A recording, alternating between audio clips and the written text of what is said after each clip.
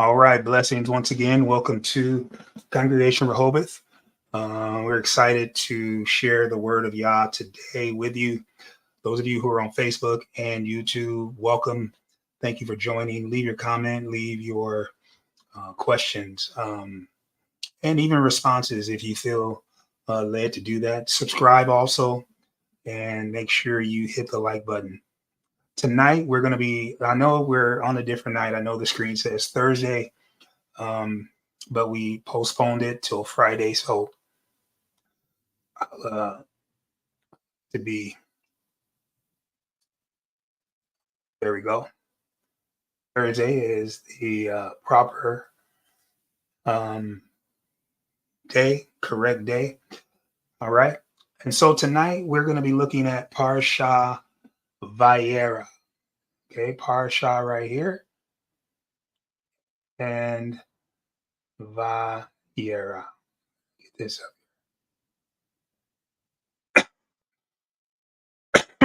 Excuse me. VAYERA. Okay.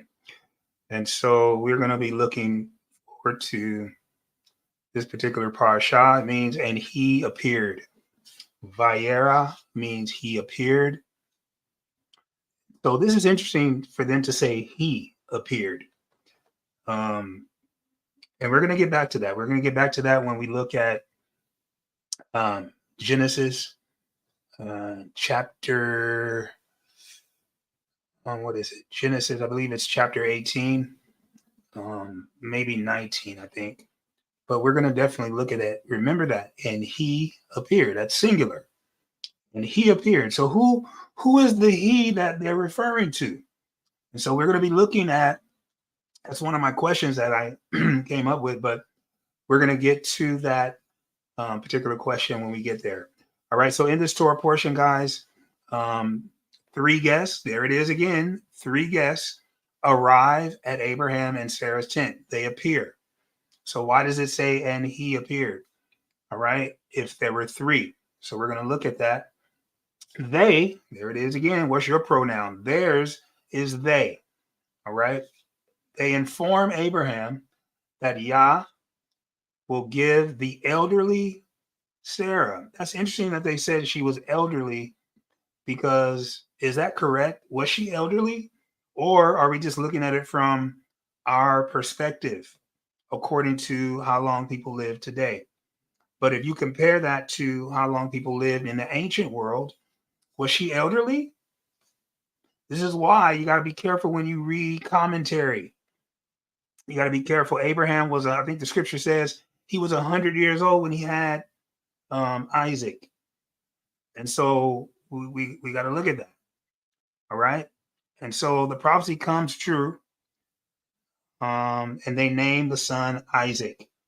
And then Yah informs Abraham that Sodom. And so in another part of the parasha is that Yah informs Abraham that Sodom and Gomorrah will be destroyed. I'm curious to know, I know a lot of people will say, well, they were destroyed because of sexual immorality. We're going to look at that. We're going to look at that.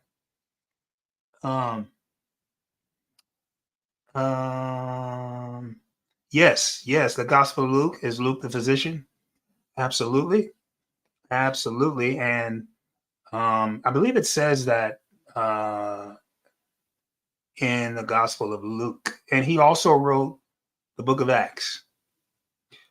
Luke wrote the book of Luke, and he wrote the book of Acts.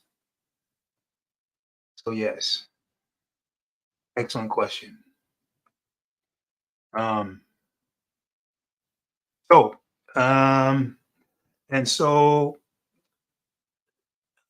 So Abraham, Yah informs Abraham that he's going to destroy Sodom and Gomorrah. Though Abraham attempts to convince Yah, remember he begs and pleads with him. Will you save 10? If there are 10, will you not sweep the land? And obviously he couldn't find 10. So there were none righteous, no, not one. But that begs the question, was Abraham and Lot and his wife, And Sarah and Isaac, were they righteous? If there's no not right, if there's none righteous, no, not one. All right. And then Yah tells Abraham to sacrifice the promise that he gave him. Sacrifice your son. Now we're going to get to why Abraham was able to do that. We're going to get to why was he able to do that. And so Abraham obliges, but he's told just in the nick of time, I tested your faith. I tested your faith to see if you would actually go through it. Do you love me more than anyone, Abraham? And that's what he's asking us today. Do you love me more than anyone? More than your husband, more than your wife, more than your parents, more than your children, more than your job? I want us to think about that. Because many of us, we go over and beyond for our job, but do we put the same energy into ministry? I'm just asking. I'm curious. All right. And so we're going to go ahead and get started, guys. It is 7:52, 7:51. And so we're going to go for about 30 to 45 minutes tonight. I'm going to do a little teaching, but it's going to be mostly discussion. All right. And so let's hear from some of you with your questions for tonight. You can have questions. You can have comments. Anything that stuck out to you that you would consider interesting. I know what stuck out for me, and I'm going to definitely get to those particular scriptures. All right, but I definitely want to start with you tonight. So what say you? Blessings.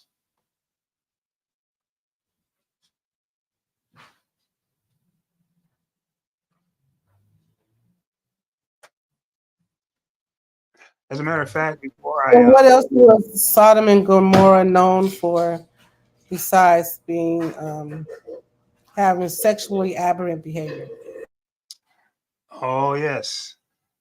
Well, they were sinners like everybody else, but it's interesting that people point out, because the scripture doesn't say that Yah destroyed them because of sexual immorality. Never says that. So the question is, where does that idea come from? If that wasn't specifically mentioned by Yah.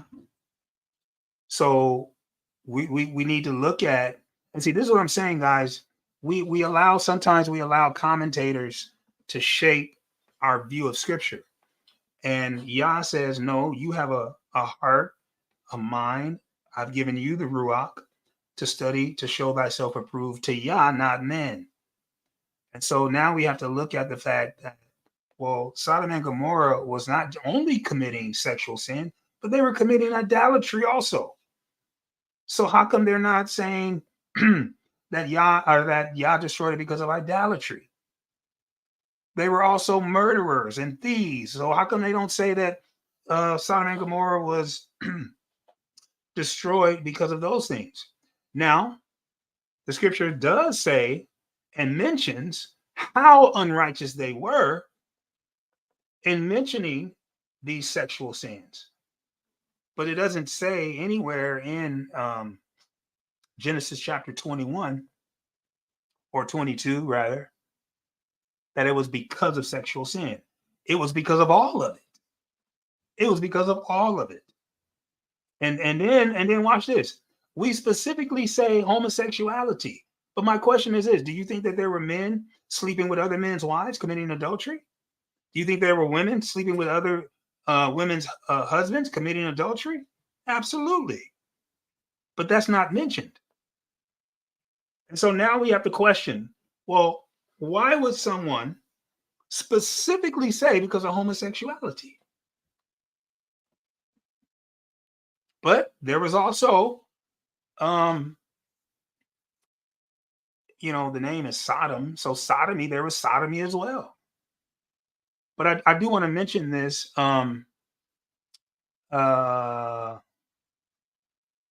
In Colossians, and I'm going to show it right here. to answer Sister Nazia's question. And so if you go to Colossians, I believe it is chapter 4. And let me share that with you so that you could see.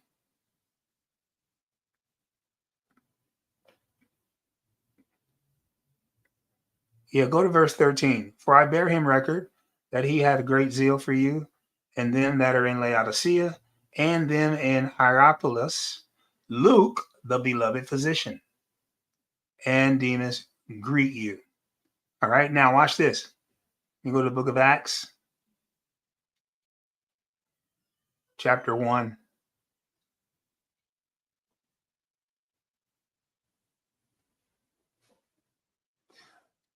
It says, the former treatise have I made, O Theophilus, of all that Yeshua began both to do and to teach. So who was it? Was it Mark? Was it Matthew? Was it John? No, it was Brother Luke who wrote this former treatise, which was the book of Luke, the Gospel of Luke, or the Besorah of Luke. Okay. And so, yeah, I just wanted to show those particular verses. And then watch this. Let me go to the book of Luke, chapter 1, so we can bring it home. Bring it all the way home. So he says, for as much as many have taken in hand to set forth in order a declaration of those things which are mostly surely believed among us, even as they delivered them unto us, which from the beginning were eyewitnesses and ministers of the word. Okay. Then look, verse 3. It seemed good to me also, having had perfect understanding, Luke says, of all things from the very first, to write unto thee in order, most excellent Theophilus. All right. So if you go back to the book of Acts, chapter 1, he's also writing to Theophilus. Bang. And the former treatise was the book of Luke. And Colossians tells us that Luke was indeed a physician. All right. Blessings. So let's go back to, so let's actually go to those scriptures where Sodom and Gomorrah. So we're going to go to Genesis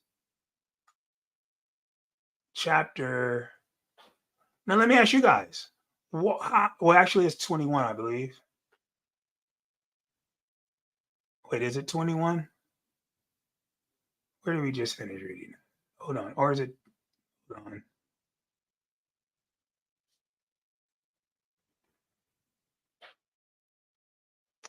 Hold up.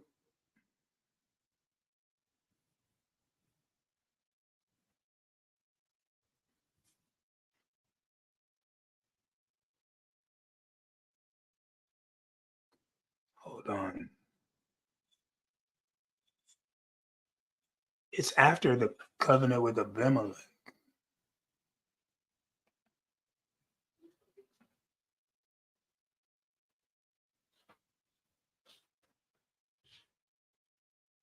Oh, I didn't go back far enough.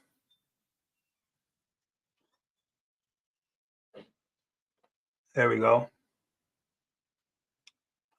Chapter 19. Excuse me. So I want someone to look into chapter 19 of Genesis, and I want you to find any scripture that points to, or any, you don't even have to say it directly. Maybe it can just hint at the reason why Yah destroyed Sodom and Gomorrah was because of sexual immorality. Is there any verse there in chapter 19?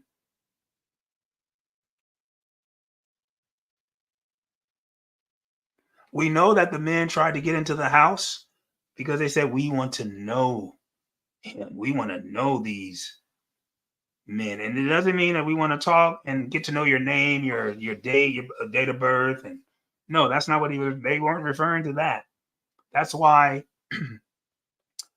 they offered, I think it was Lot offered his daughters, because they wanted to have sexual relations. The word no suggests that they wanted to have sexual relations. And then it says, and they called unto, wait, hold on.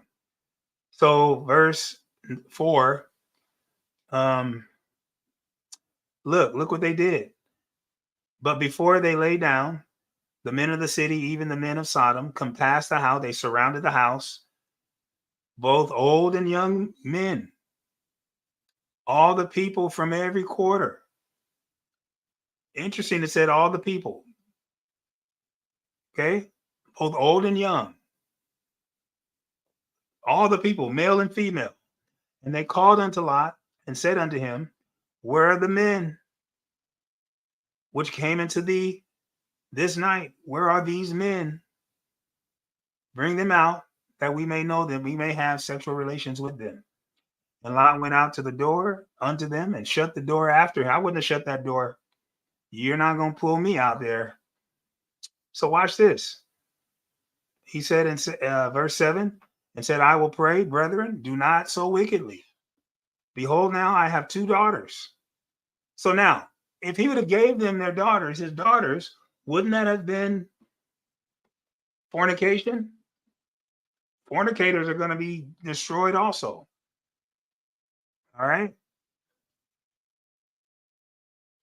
So where does it say? Let's see. And they smote the men that were at the door. Okay. They killed them. But where does it say he destroyed it because of homosexuality? For we will destroy this place because the cry of them is waxing great before the face of the Lord. And the Lord has sent us to destroy it. Okay. Where does it say homosexuality? He destroyed it for homosexuality.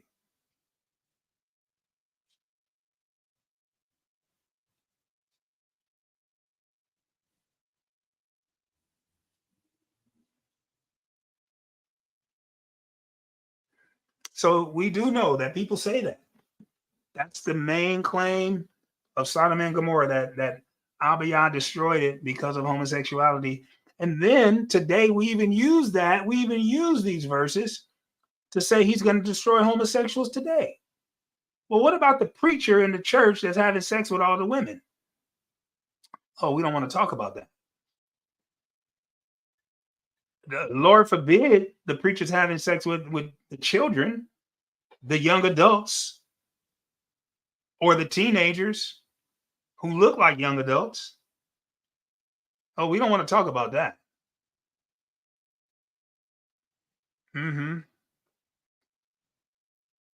Now, what I wrote down in my note. Oh, anybody want to comment on that? Comments, questions, thoughts?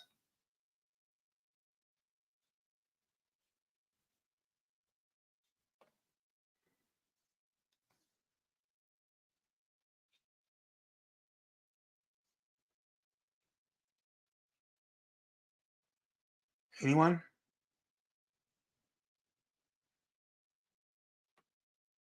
Well, since we're in chapter 19, let's look at verse 2.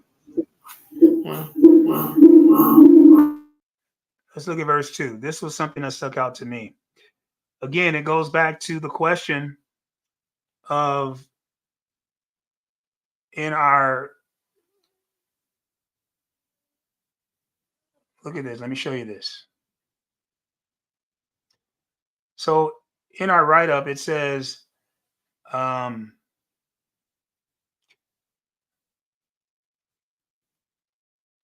let's see.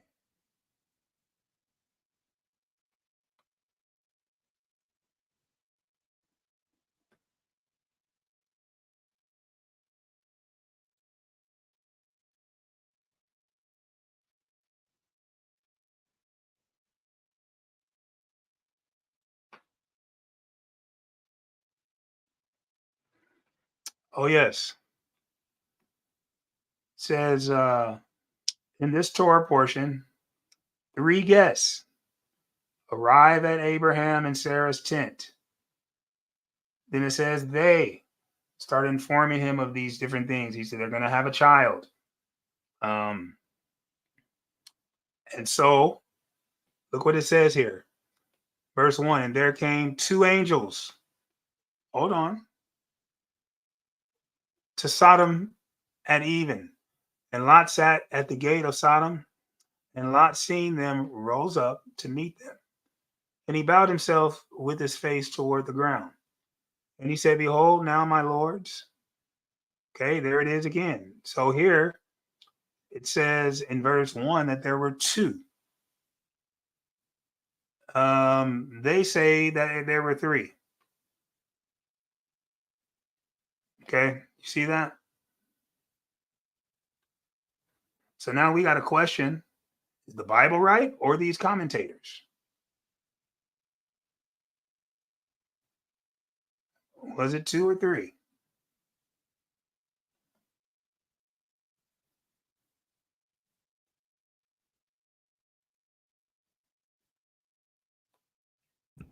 Can you repeat the question, Pastor? Oh, yes. So in this, see what I'm showing you right here on the screen? Yes. I'm going to highlight. It says there were 3, right? 3 guests. But the scriptures say something different. Scripture says 2 angels came to visit. Verse 2 says, and he said, behold, now, my lords, turn in, I pray you into your servant's house, and tarry all night, and wash your feet, and ye shall rise up early and go on your way. And they said, no, but we will abide in the streets all night. And he pressed upon them greatly. He said, you don't know about this city we living in. And they turned in unto him and entered into his house. And he made them a feast and did bake unleavened bread, and they did eat. But over here it says there were 3 guests. So my warning to everyone is be careful of reading commentaries. Always check your commentary with the word. There's nothing wrong with reading commentaries. I don't do it. I used to.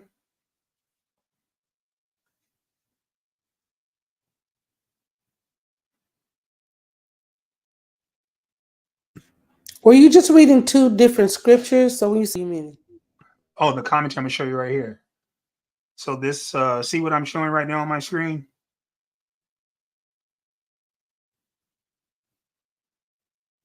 See this highlighted part where it says 3 guests? Yes. So this is someone's commentary on who came to Abimelech's house.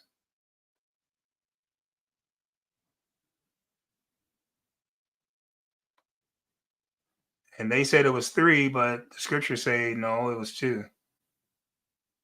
Do you guys see that? Yes. So I was just giving a overall warning that we gotta look to the scriptures instead of commentary for our understanding. Many people read commentary. I'm gonna tell you guys, many people, when they're studying the Bible, they're not really studying the Bible, they're reading commentary. And they're allowing the commentary to dictate what they think about the verse, instead of the other way around, letting the verse dictate to them what the scriptures actually teach and say. There are so many people that get their understanding of the word from commentary. And all commentary is another person's understanding of the word. And I question, well, why do you trust their understanding? If you do, there are people who trust their understanding of the commentators. And my suggestion is take their understanding and then weigh it against what the scriptures actually teach. And let all men be a lie, and let the word of Yah be true. So we just disproved this little point they are making in this commentary. There were not 3. There were 2. All right. And then let's look at verse 7. Let's go to verse 7.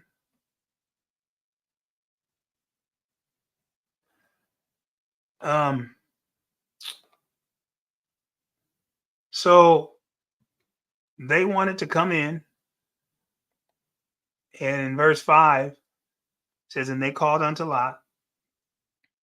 So these were not the angels, the 2 guests, but the guests were in the house. And watch what the men of the city say. And they called unto Lot and said unto him, where are the men? Where are those 2 that are mentioned in verse 1? Okay.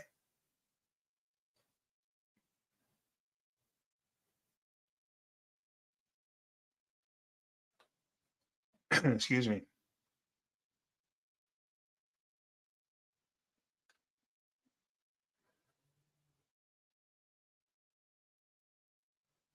Okay. Verse 5 says, and they called unto Lot and said unto him, where are the men? Where are those 2 angels which came in to thee this night?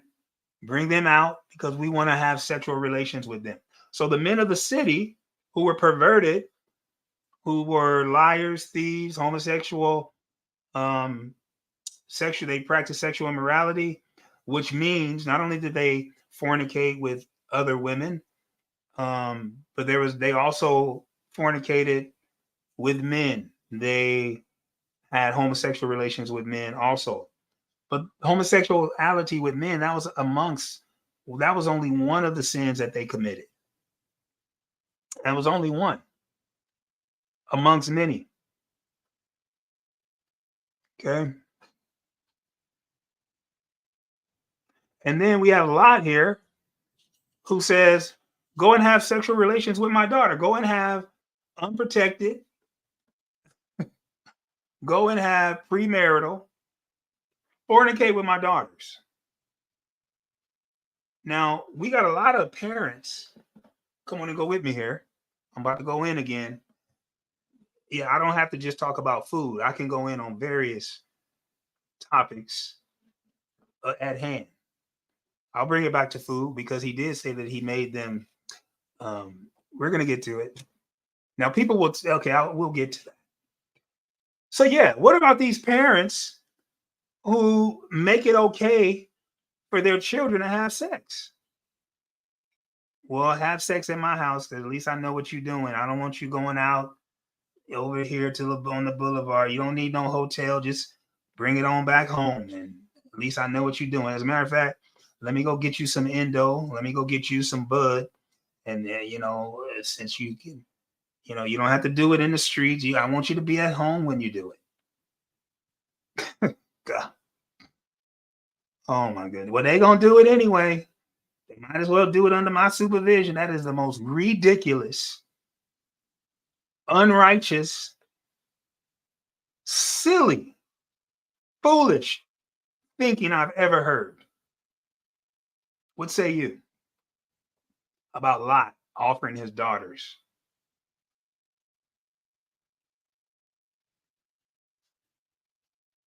What say you? Should parents allow their children to do things under their roof so they can supervise them? I mean, that's better, right? Isn't that better than having them do it in the block, on the block, in the streets? No, what's better is teaching them the right way, teaching them the consequences of if they do these types of behaviors. If they do these things, this is what can happen. And if they choose to do it, they're going to have to deal with it. See, we don't want to be too harsh on the kids, right? We don't want to be, that's being too mean. And, You're not loving, dang it. Well, you don't love them if you're letting them smoke and drink and have sex in your house either. Well, here's some condoms. I put some condoms out for you guys.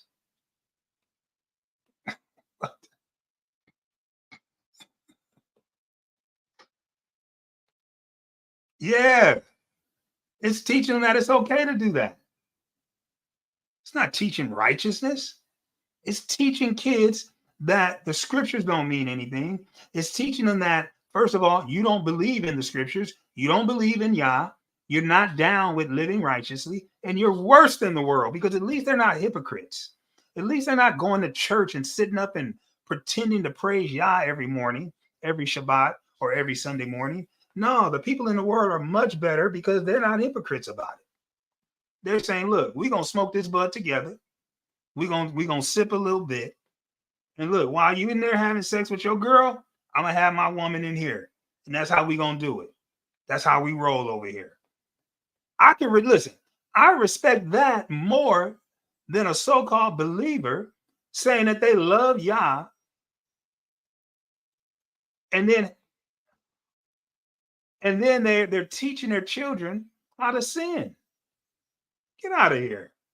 You're not a believer if you're doing that. You're not led by the Ruach if you're doing that.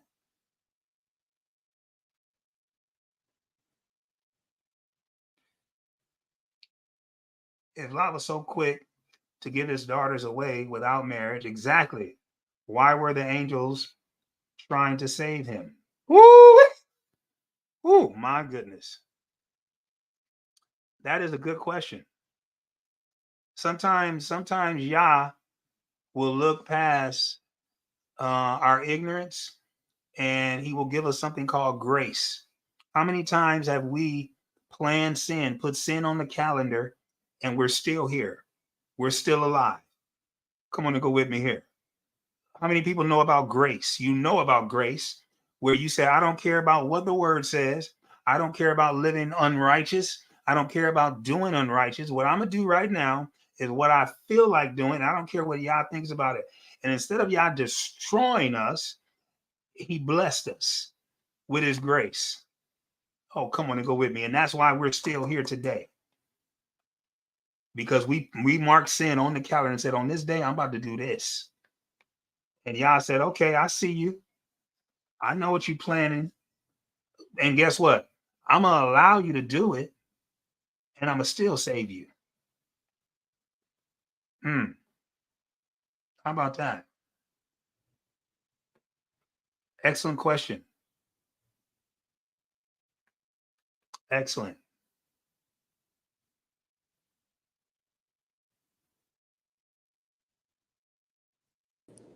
There's some questions in the Facebook chat as well.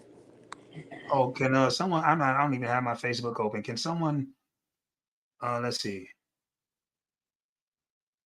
Sin is weighted. What can you explain what you mean by sins are weighted?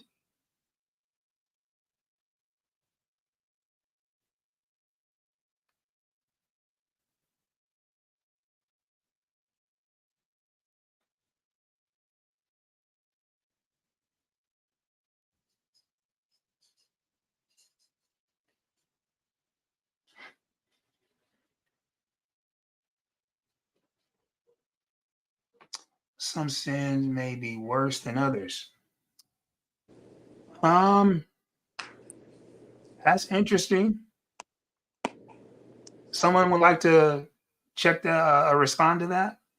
Are some sins more weightier than others? In other words, well, we know homosexuality is an abomination. That's what the scriptures say. And an abomination simply means that it is disgusting to Yah. That's what it means. If you look up the Hebrew word for abomination, it means it's disgusting to Yah. He doesn't say that about any other sins. And so in that light, then homosexuality is an abomination because that's what the scriptures teach. Now, does that mean because it's an abomination, does that mean that it's worse than others?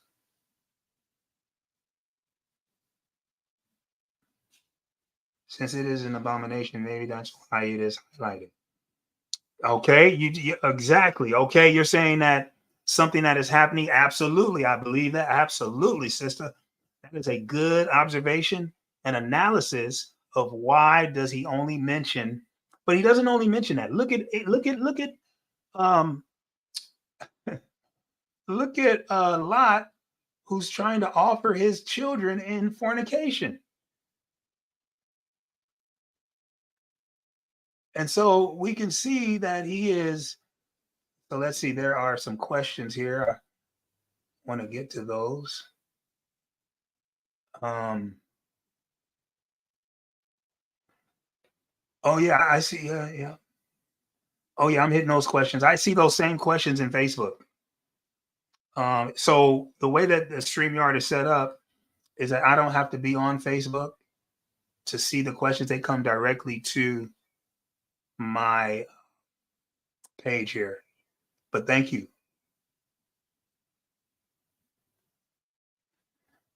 All right. Anyone else? Anyone else? Y'all come on, jump on in this.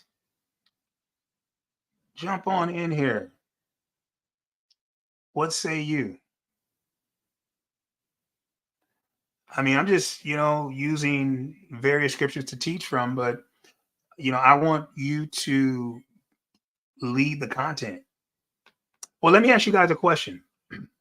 Let's look at verse 10 here. It says, but the men put forth their hand and pulled Lot into the house to them and shut the door. He saved them. That was grace. And then it says, and they smote the men that were at the door. They killed them. Okay. And then he smote, it says he smote the men that were at the door of the house with blindness, both small and great, so that they wearied themselves to find the door. Well, that's pretty smart. But let me ask you this. They had the power to blind people, and they did destroy Sodom and Gomorrah. Was this Yeshua? Was this an appearance of Yeshua? Because that's what a lot of people say. They say this was apparent. This was a theophany. Is what they call it.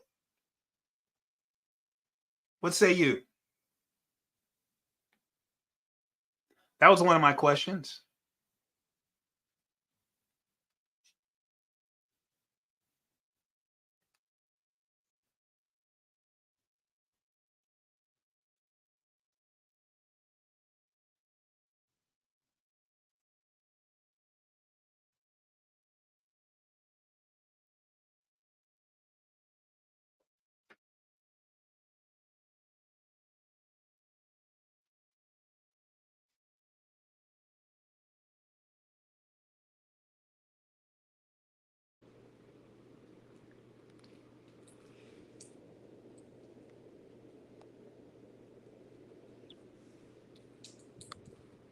Can you repeat the question? Sure. My question was in verse 10, well, really throughout chapter 19, with the appearance of these angels that are called men, because the word angels in the Hebrew is just messenger. And they did have a message. But my question is, was this an appearance or a theophany of Yeshua HaMashiach? An appearance of Yeshua. A lot of people say that.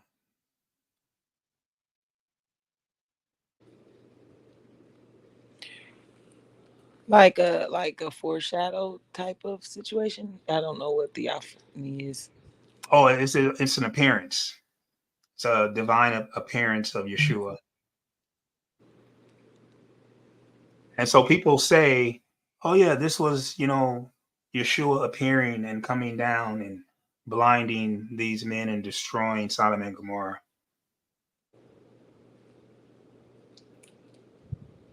I wouldn't necessarily come to that conclusion because there's two different angels Yeah. who were given power by Yah.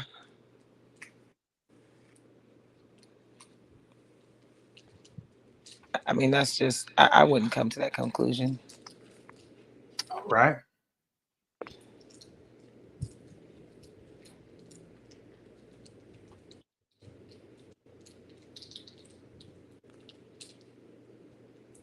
All right.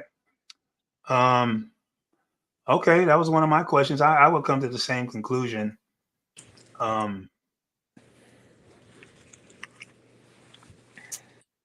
Let's see. I had a lot of stuff that I was looking at.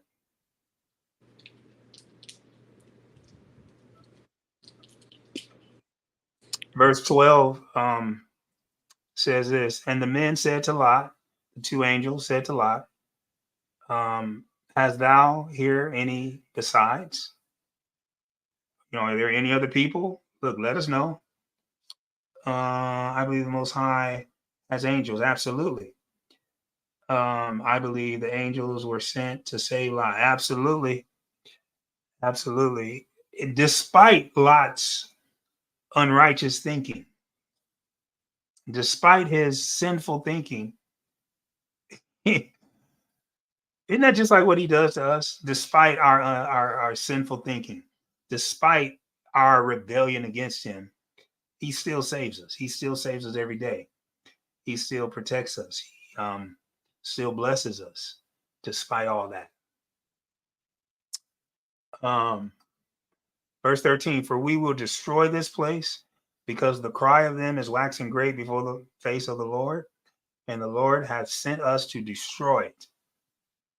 And Lot went out and spoke to his sons-in-laws. Wait a minute. Hold up. Which were married to his daughters. I think they were supposed to be getting married. That's what it sounds Still. like. Okay, what makes you say that? He went out which married his daughters. who were to be married to, yeah.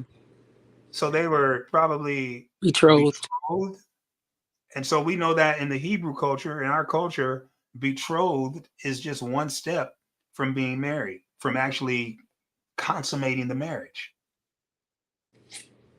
Okay? And so watch this. Lot is going to give his betrothed daughters. And betrothal, guys, is a very sacred.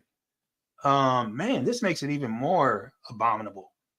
Betrothal is a very sacred. We just say engaged. We don't even know what betrothal means in the Hebrew culture. We just say engaged, and it's just time to get our bills together and plan the wedding and whoop the wop. But betrothal is so much more deeper and spiritual than we can even imagine. Does anyone know? A little bit about the betrothal process?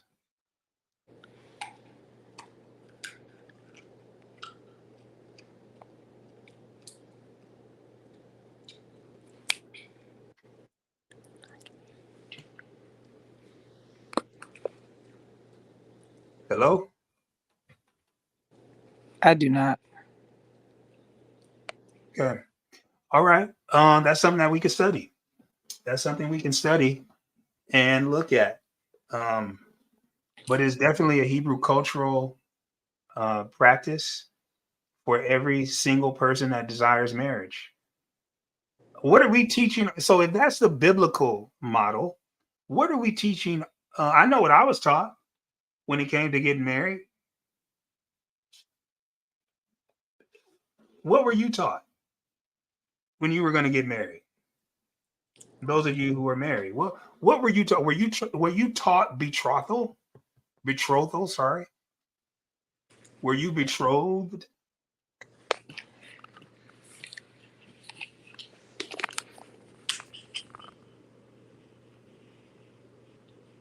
I don't think I was taught anything based off of whatever models that I saw coming up. I know my grandparents were married. My mother was not. An auntie or two were married. Some came back from Reno married. Some got engaged and had the whole wedding. You know, Mm-hmm. so culturally, I was not taught My first marriage was pretty quick, not too planned. Mm-hmm. Um, I would say no. All right. Going forward, how many of you think we should begin teaching on the biblical process of what is called engagement? Or whatever. We can, we've been doing our own thing this long. Why change it?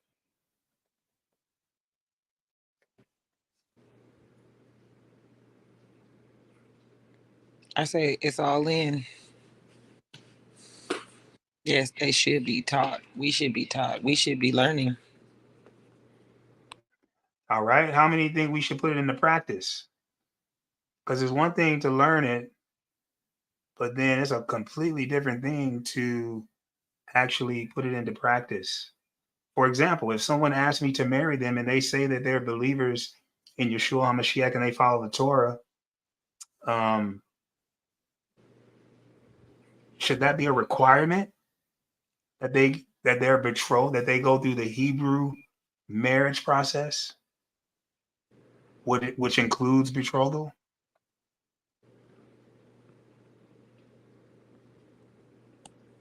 I don't see why not, but I think we gotta learn about it before it can be implemented. Yeah, absolutely. Some people still have a bride price, in countries in Africa, and uh, yeah, I wouldn't say it's a bad idea to implement it once we learn about it. Okay.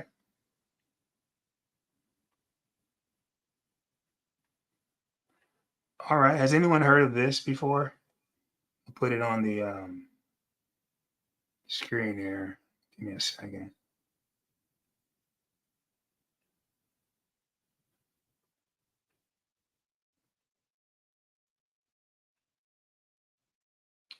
Hold up.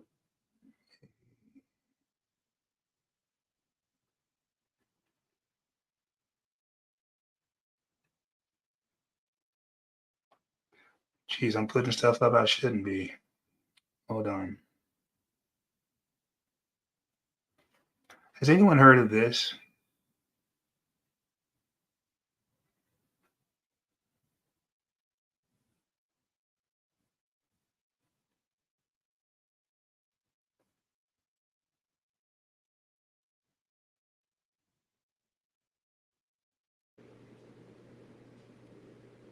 No. That's the same as the betrothal. So betrothal is the English word for ketubah. Ketubah.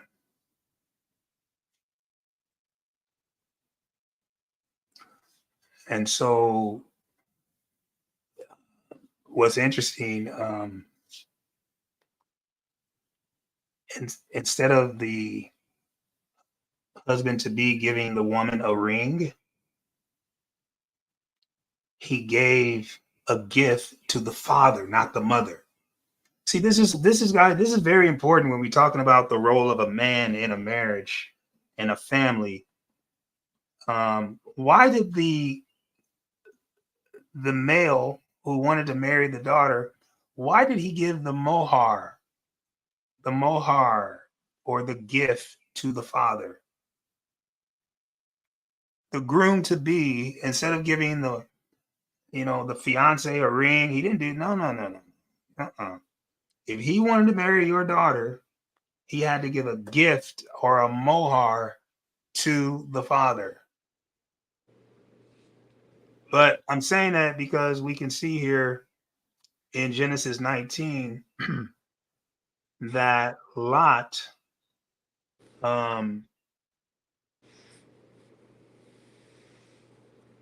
his son-in-laws were betrothed to his two daughters. At the time, he offered them to the men. That's the part that I wanted to bring out.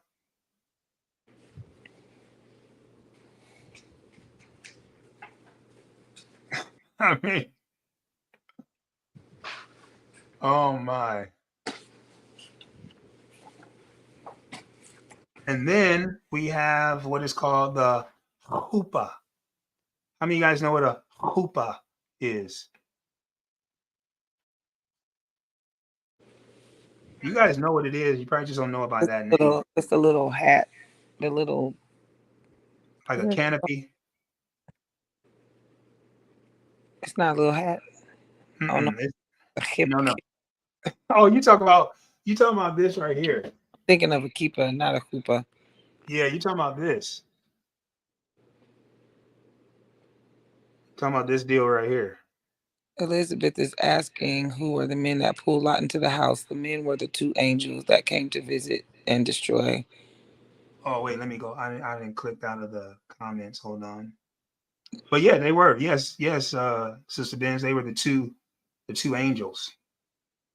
And the gift is a dowry. I would agree. I think I don't know if that will be a dowry, a bride price, or that's the way to ask for their hand in marriage, because it could be denied, correct? It could be if the father didn't think that the groom to be was righteous enough. If he didn't think that he was going to lead. So you guys got to understand a lot about, first of all, the daughters, they were virgins. They knew how to serve. They knew how to, be wise. They were very innovative. They were smart, intelligent. Okay, they weren't dumb. They were very smart, but they were submissive. Okay, and so they knew. So the husband the husband to be didn't have to do any kind of teaching, like, okay, this is how you become my wife. No, that was all up to the parents, specifically the father. But we didn't turn this thing around in this generation, and now the father is the one taking the back seat to everything. If there is a father in the first place, you got these henpecked men who have no spiritual authority in their own homes. Who are the men that? Okay, we already answered that one. So we see, though, in Hebrew culture, which is our culture that we've been, it's been stripped away from us. We got to get back to that. No wonder why families are not working. No wonder why families are dysfunctional, because we don't even know who the heck we are. And because we don't know who we are, we don't know our cultural practices, we don't know our mores, we don't know our language, we don't know the foods we're supposed to be eating, and we're eating everybody else's food.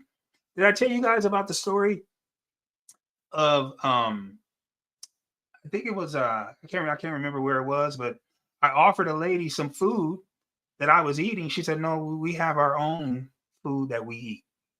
I said, "Wow. Can you say that? Do you even know what your food is? Do you even know what your culture is? We're sitting around here calling ourselves African American. That is, you know what? When every other nation listens to us say that, they laugh at us because they know we don't know who the heck we are.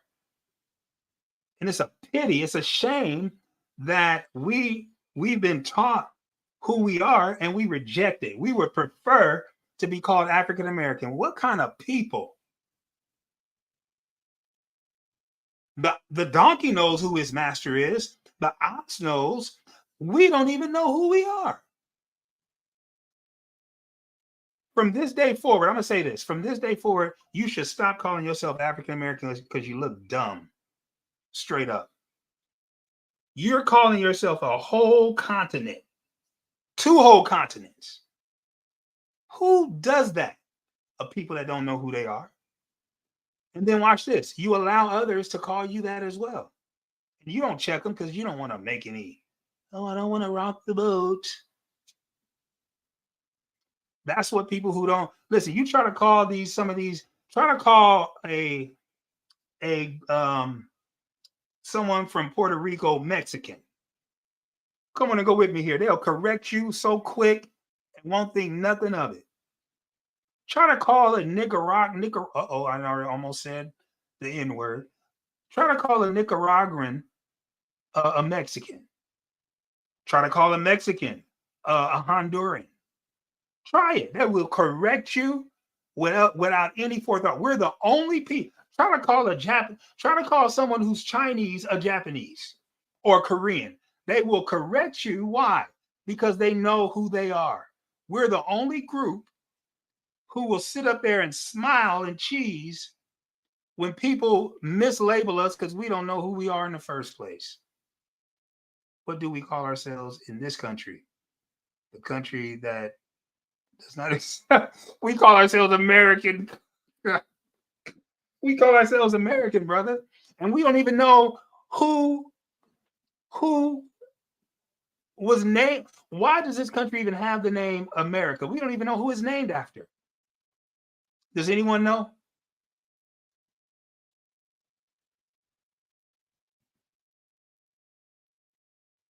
Who knows? I forgot. You brought it up before, but I forgot. Anyone?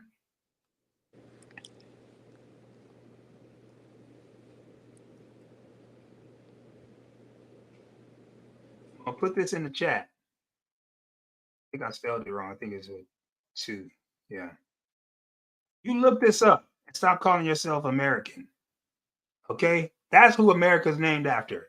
Amerigo Vespucci. Okay? Look him up and stop being ignorant about calling yourself, if you do call yourself African American, you don't even know why you're calling yourself that. You African, right? Even people from the continent don't call themselves African. Oh my goodness. They call themselves by the nation that they're from. And if they do call themselves African, they're just as colonized as we are.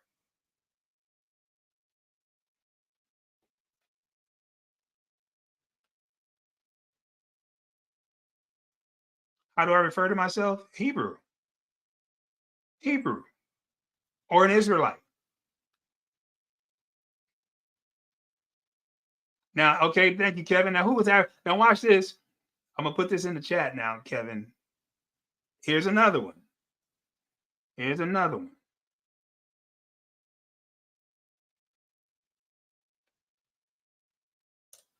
Who was this guy? Who was this guy? Africana was an explorer. Yes. Who was he, though? Where was he from? Where was Africanus from?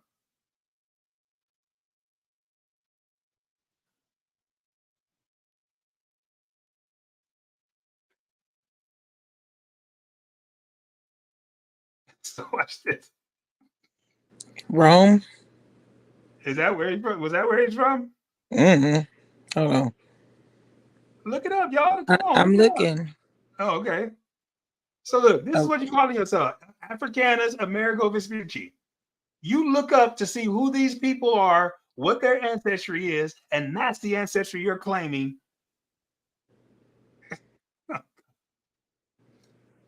You want to sit up here, born in Rome. You want to sit up here and condemn me for saying that we're Hebrew. You better miss me. You better kiss an angel good morning.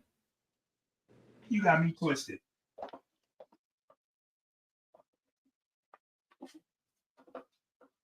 You got me all the way twisted. If you think that I'm ashamed to say I'm Hebrew,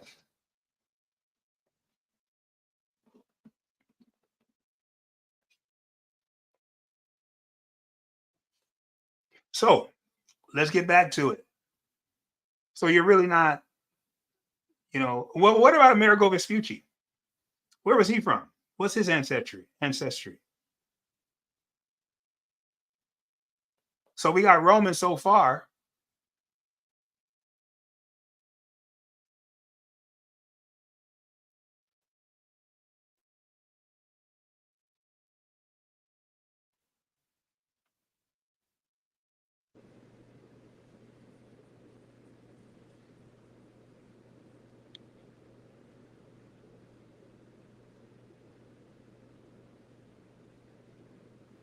Is he Italian?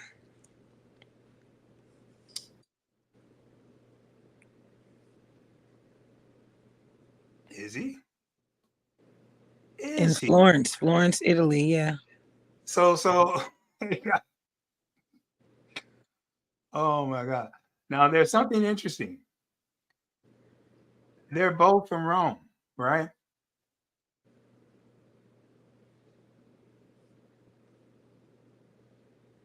Or Italy, sorry. Rome is a city. Um, well, Rome was the nation, but today it is the country Italy, and Rome is a city in Italy. Do you know? Um, Man, it's slipping my mind every time I deal with the Romans. Um, Hold on, I'm gonna find this because I want you to look this up. Before Julius Caesar, before Augustus, before all of these Roman emperors, I want you to hold on, find it real quick.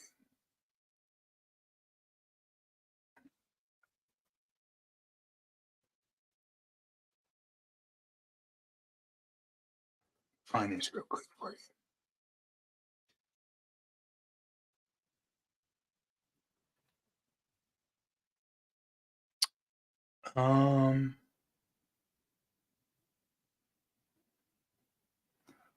I want you to look up a guy, put his name in here for you.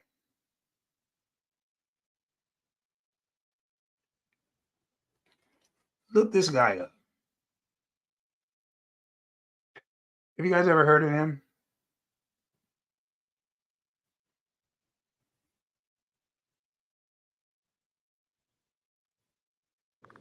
Sounds like somebody off of Harry Potter.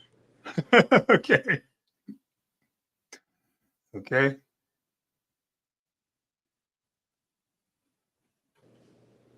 Look him up real quick. I see him. Well, what does it say about it? He was a Roman politician who served as emperor from 193 to 211. Okay. Born in Leptis Magna in the Roman province of Africa. He did what now? He was born in Leptis Magna in the Roman province of Africa. So if he was born in that, so It's hold on. former Roman emperor, yes. Roman emperor. Look up, but what did he look like? He was black. Oh, so there were oh. See, we don't want to talk about this truth. The The first ancient African-born Roman emperor. uh-huh.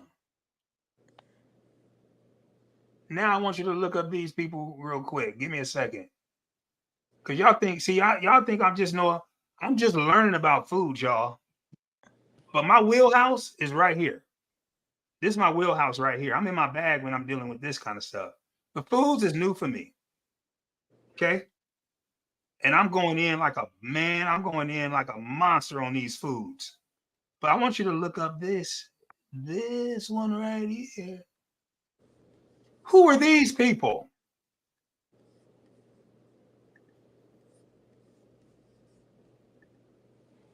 Oh, yes, buddy. Yep. All the way in. Who were the first Romans? Mm-hmm. Oh, yes. The first Romans. Y'all don't want this. Y'all ain't ready for this. Maybe you are.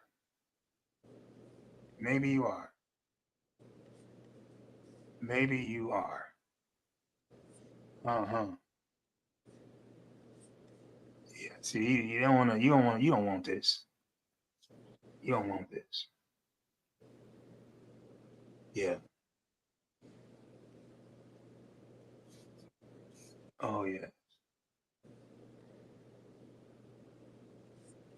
You see that?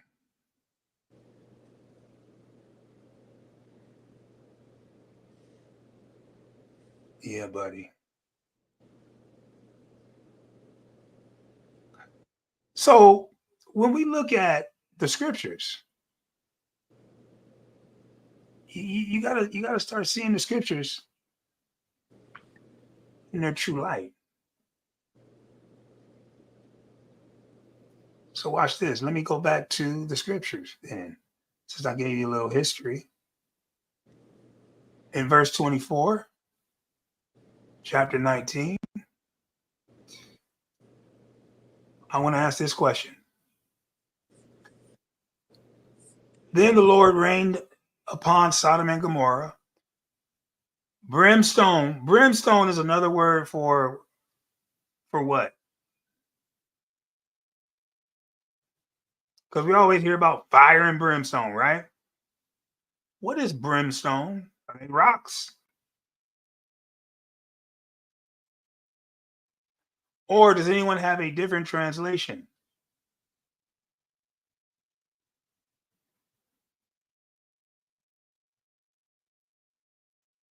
So let's see what our outline shows us. Yeah, what is brimstone, you guys? Do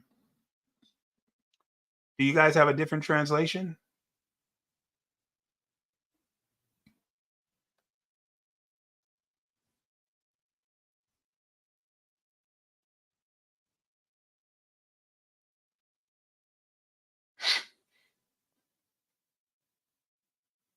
Bibles? Brimstone? Brimstone? Oh, the New Living Translation says sulfur. Y'all see that? Sulfur. The NIV says sulfur. The ESV says sulfur. The CSB, which is this one is, I can't remember, the Christian Standard Bible, sulfur. Mm-hmm. Does anyone know something? Where are my science geniuses out there? Does anyone know something about sulfur?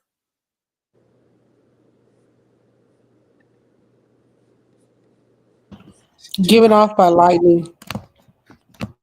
I'm saying one more time. Oh, there you are. Sulfur given off from lightning. Absolutely. Mm-hmm. So watch this. What can lightning do to a tree? Split it in half, set it on fire. Set it on fire. So sulfur is combustible. That's why I said that there was sulfur and fire. He rained down sulfur and fire on Sodom and Gomorrah.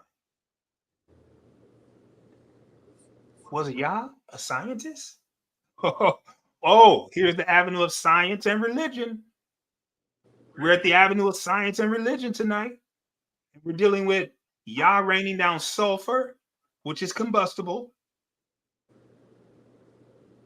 Is it possible that Yah rained down lightning, a lightning storm on Sodom and Gomorrah? Look at the NET, the LSB, KJV. It says, and the Lord rained upon Sodom and Gomorrah. Let's look at that. Is it possible that there was a lightning storm?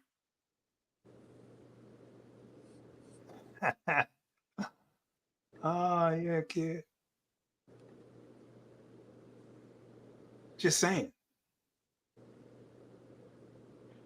Let's go in a little bit. Rain, matar, him. Oh, yeah. Look at this. To rain, to be rained on, to rain, send rain, to rain, to hail, send hail. I bet they felt like it was like hail was coming down upon their heads. You see that? Interesting stuff. Absolutely. A town can be destroyed by absolutely easily, especially if it's coming from above. If it's coming from the sky, you can't run from it. You can't hide. It's you can't step in between the raindrops. Come on and go with me here. You're gonna get hit.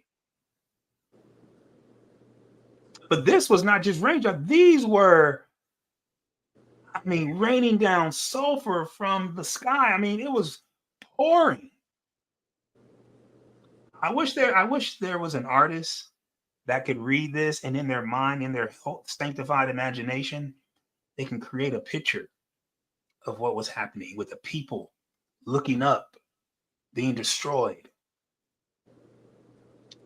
That would be an awesome photo. Any other comments, guys? I got a lot more. We haven't even dealt with chapter 20, chapter 21. I got a lot more.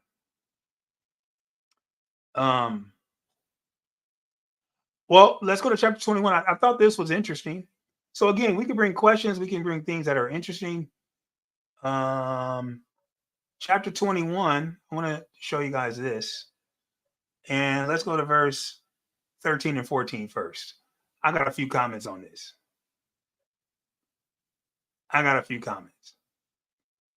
So, verse 12. And God said to Abraham, let it not be grievous in thy sight, because of the lad, because of your boy, that was given birth by Hagar.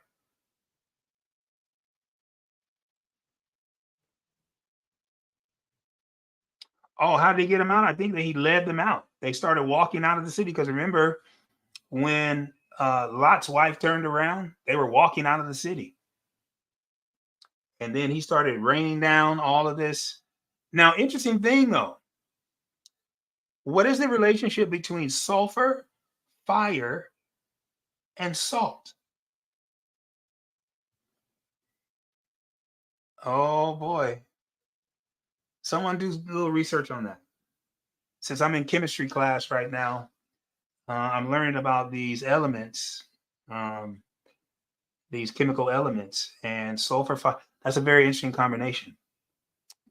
All right, look what it says here. He says, hey, listen unto your Sarah's voice. 13, and also the son of the bondwoman will I make a nation. He's going to make a whole nation of him, because he is thy seed. But look at this silly, sorry. Look at this, guys. And Abraham rose up early in the morning. He took bread and a bottle of water. What the heck kind of child support is that? You see that child support, y'all? Bread and a bottle of water, and he gave it to Hagar, putting it on her shoulder and the child, and sent them away. Look, here's your child support. Deuces. Hey, I'll see you when I see you.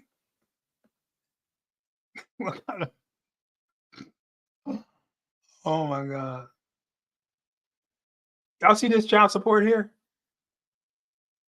Bread and a bottle of water. What is going on, Abraham? That's the best he could do. He had horses, he had cows, he had all kind of livestock. He could at least gave her some kind of beast of the field. He gave her some bread, and not just in a bottle. He didn't give her a trough. He didn't give her anything to carry. He just said, look, listen, take this bottle of water and this loaf of bread. Hey, that's all I got for you.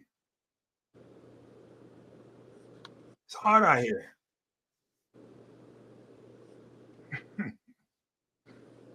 Oh my. Any comments? Any comments on that? Verse 21. I thought this was interesting. And he dwelt in the wilderness of Paran, and his mother took him a wife out of the land of Africa. I thought that was very interesting, because his mother was African. She was Egyptian. And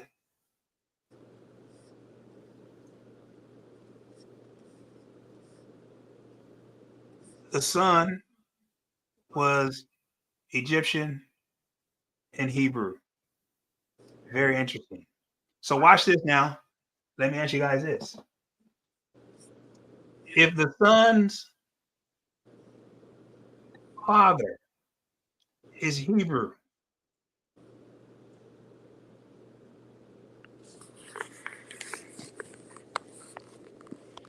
if Ishmael was Hebrew and Egyptian, his father is Abraham.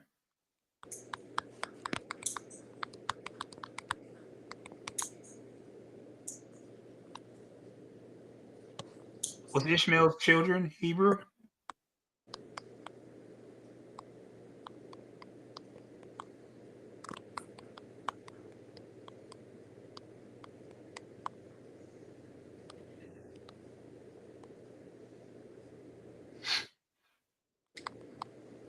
All right.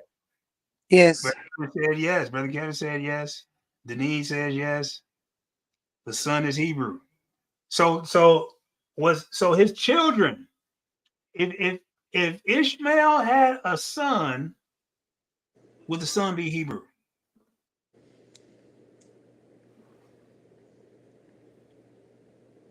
Yes. Would he be an Israelite though? No, because he was Ishmael and Israel is Jacob. Uh-huh. Okay. So he would not be an Israelite. He would be Hebrew though. He said So he would what? make him a great nation as well, but not Mm-hmm. the nation of the promise, which is Israel. Oh yes. So watch this. So if Ishmael's father was Hebrew,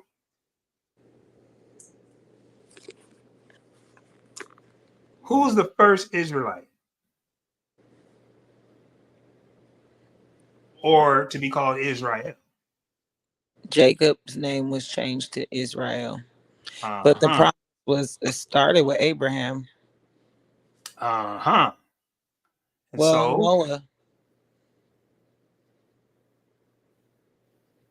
well, did it start with Noah or did it start with Adam or with Eve? With when Yah said your seed will bruise the heel of the enemy. Who was he talking about Touche. there? Who was he referring to? And we know that Yeshua, see, this is very interesting that the line of Yeshua goes all the way back to Adam and Eve. Everybody go back to Adam and Eve.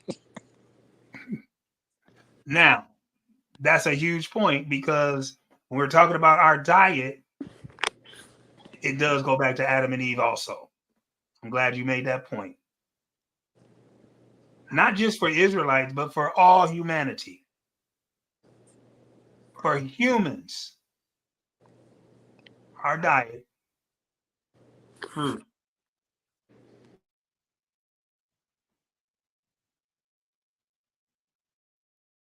Oh, yes. Now, we do have Abimelech, chapter 21, too. I thought that was interesting. Was Abimelech a Hebrew or was he a Philistine? I don't know, but I would like to say he feared the Lord, or he at least understood that he shouldn't have had Abraham's wife, because he said, "What's this thing you have done to me? How was Come I to on, wife. know in the integrity of my heart? I did not know that this was his wife." Yes. Yes, wife. Now, here's the thing, though.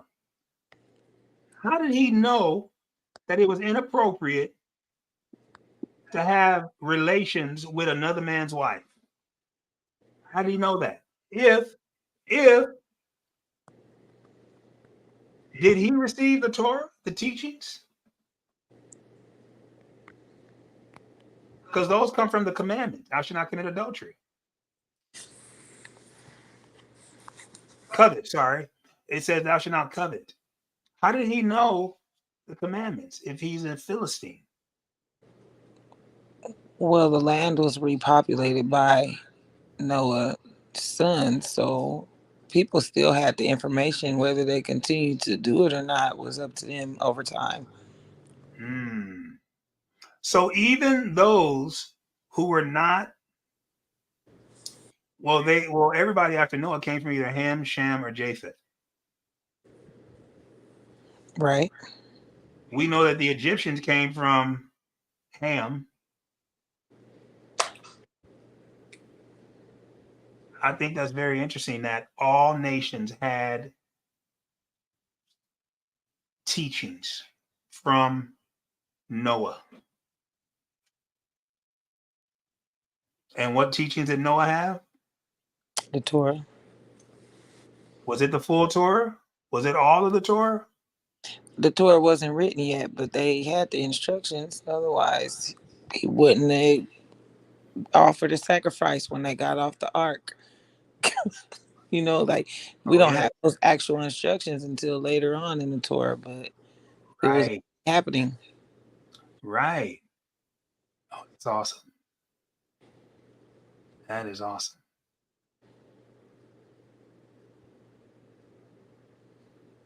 Okay. Okay, y'all. Well, I can go on and on and on, but if there aren't any more questions, if there aren't any more I had comments. something that I wanted to speak about, and I didn't get a chance to sit and write it down like I wanted to, but Speak on, sister. So when Ishmael and his mom, Hagar, were banned, he had to be, I would say, between the ages of 18, maybe, I don't know, 15 and 18. So I'm thinking, okay, Ishmael was born, and then by the time Isaac was born, he was 14 years old. Can you go to that? I would like to see the timeline, because when Hagar got put out, it made it seem like he was such a boy. Like, oh, this is a little boy. I can't watch him die. Da, da, da. But I was like, he was almost grown. I was, yeah. And that didn't happen until Isaac was weaned. And I'm thinking Hebrew children may not have been weaned for 3 to 5 years, because that your body is not going to need that milk anymore, from what I believe we learned about the breast milk from another sister in the church not too long ago. So I'm just thinking to myself, if he was 14 when he was born and he was weaned at 3 to 5 years old, wait, he had to be close to 20 years old by the time they was put out, and he grew up. You said you said he was 14 when he was born? Ishmael was like a teenager, I think. That's why. Oh, you mean when Isaac was born? Okay. What verse do you want me to go to? I'm sorry. I don't know. Is it when he put her out, or when what part? What is it? I would like to track the age. So the verse where Ishmael was born, I believe Abraham was 90. I just don't have the scripture written down. I'm usually traveling a lot, but I remember what I'm. Hold on. Hold on, let me find it. I believe Abraham was 90 when Ishmael was born, and he was. Okay, so that's Genesis 16. Let me pull it up for you. Genesis 16 and 18.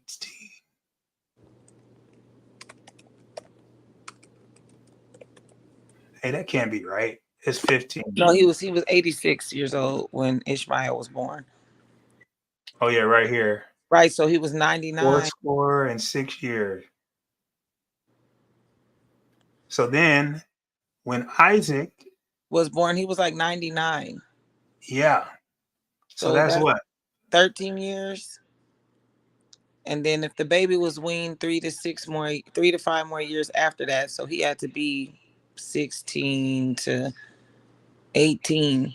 But and then I was thinking that people were not considered an adult until 20 years and older when it came to war. So I guess Mhm. there's no such thing as teenager. It was like he was either a boy or he was a man. Boys to Right. men. Straight up, no There you teenager. go. Either a boy or you're a man. When you're 20, Right. it's done data. Right. So yeah, he's about 19 then. He could have been 20.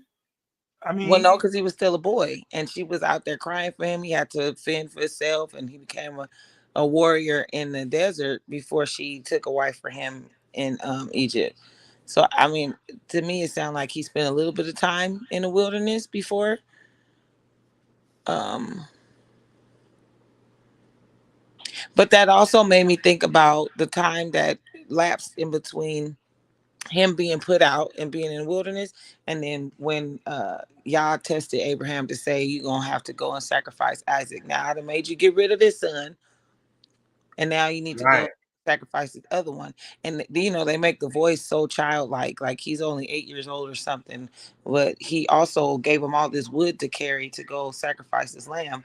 And Well, Abraham was 100 years old, not 99. oh He, yeah, he- well see if right his here? came already, yeah, he was 100. He was right here, verse 5. I highlighted he was 100 when Okay, Isaac was born. So then that means how old was he when he had Ishmael? he was 86.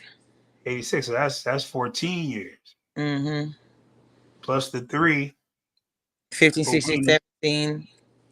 If he was 3, then okay, 17. Yeah. He could have been up to 19 then at that. Yeah. Yeah. So, So he but I'm was also wondering how old was Isaac when he went up to that mount, because if he wasn't very small, oh he would have, I don't know. I've heard people say or talk about that he was older and he probably had to fight him off, or, really restrain him, or he had to really believe whatever his father was telling him to be like, okay, I'm about to lay down. You about to sacrifice me. All right, pops. Right. Like that. I don't know. I feel like it would have been such a awkward interaction, and walk back home maybe. Oh, you was just gonna kill me, huh? I don't know. so what did Isaac carry? He carried the firewood that was for the sacrifice. He said he put the wood on him. You can't do that like a boy. If you a boy, you can't carry that. Right. No, no, no. I'm thinking that's the reasoning. I don't know how much wood it takes to make a sacrifice. I don't know how many trips they walk back and forth to set up the altar. These are things that we don't know. We can infer that he was older if he was carrying firewood. Anyway, I thought it might be an awkward chat on the way back home. So you was just gonna sacrifice me, huh, Pops? Ah, Whew. right, right. How do we get from Ishmaelite to Muslim? Wait, say that one more time, sis. How do we get from Ishmaelite to Muslim? So Islam came in during the 600s. And so the people who were in that area, the Arabs, brought in the worship of Allah. But that was way, way, way after, Hagar, Ishmael, down generations and generations. So basically, they were Ishmaelites and followed the teachings of Abraham. I'm supposing, and maybe a little mix of Egyptian idols in there somewhere, maybe. But Mhm. they were basically Ishmaelites and then were conquered by people who brought in Islam, Right, right. which is what exactly? Say that one more time, sis. I'm sorry. Say it one more time. Which is what exactly is Islam in comparison to being an Ishmaelite? I'm not sure what an Ishmaelite religion was.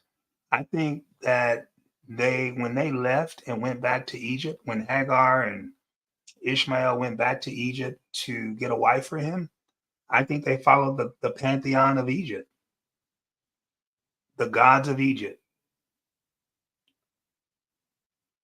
Can you put me back in the meeting?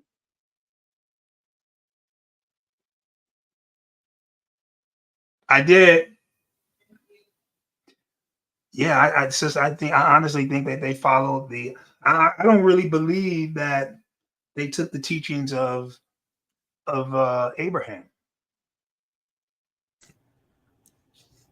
I think they wholeheartedly followed the teachings of Egypt, the whole pantheon, all of their gods and goddesses and all of that, because that's what Hagar was following when she was in Pharaoh's house as a maidservant.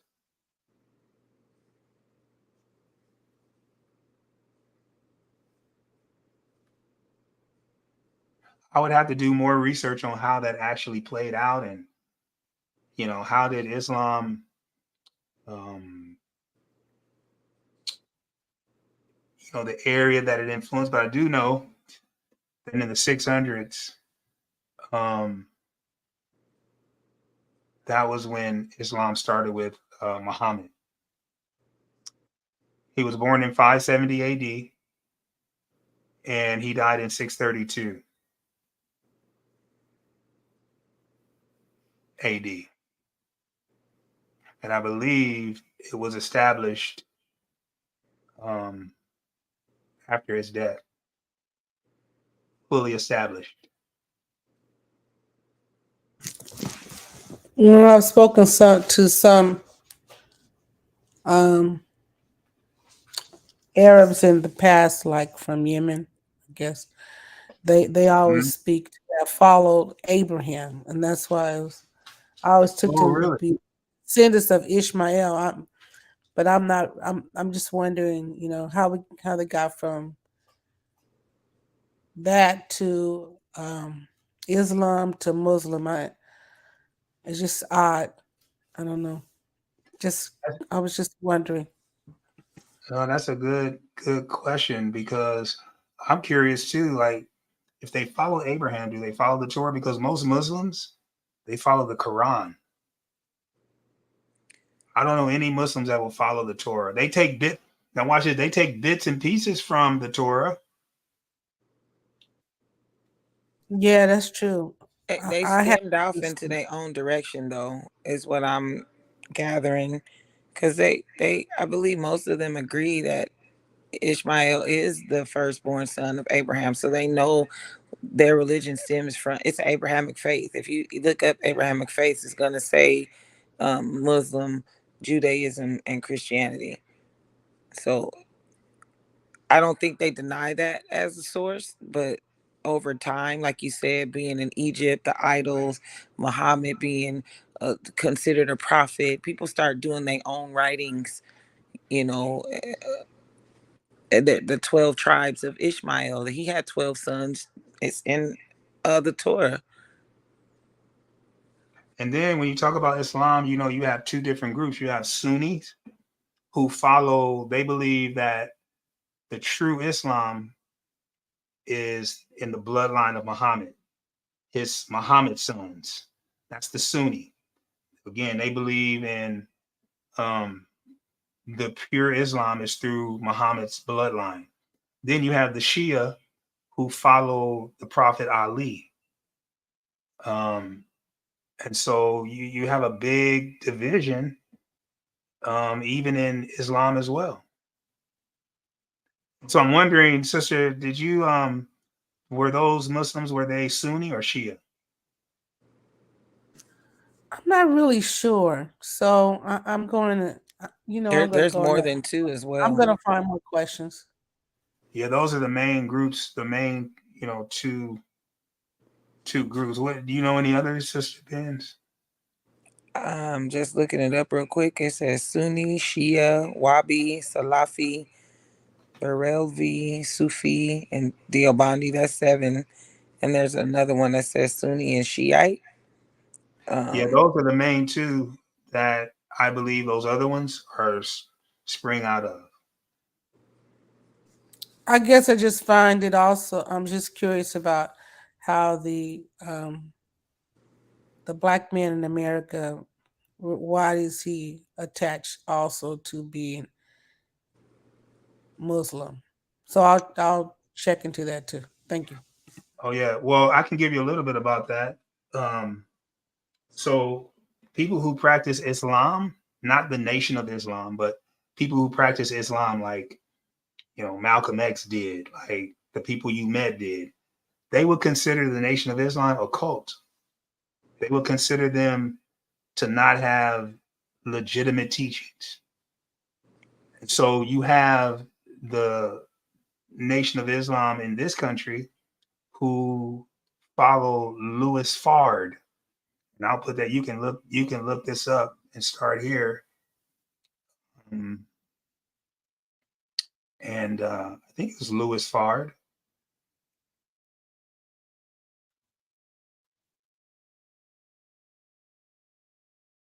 Or Wallace, was it Wallace or Louis Fard? One of those. Yeah, Wallace. It's Wallace, not Louis. Sorry. It's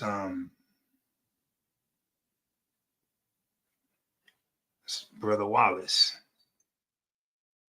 Yeah, I would start with him, and you know,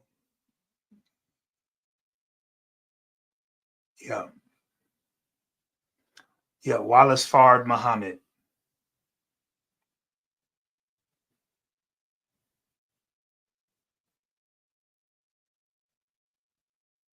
They actually call him Master Wallace Fard Muhammad.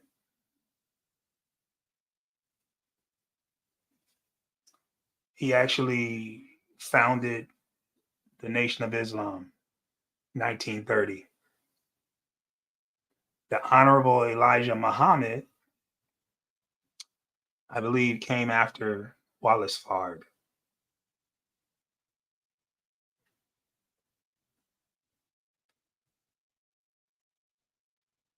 Yeah.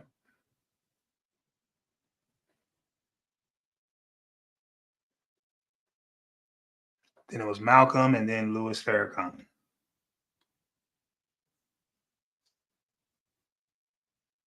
Yeah. Excellent questions, guys. Any other questions? Any other comments?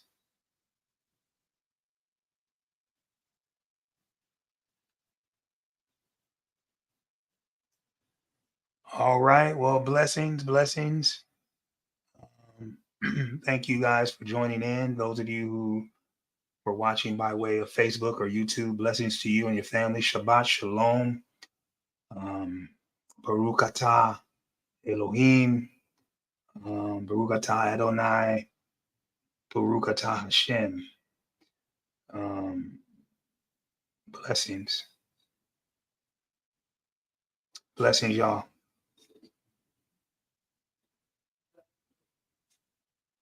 Lila Tov, and see you guys Tuesday night. Blessings.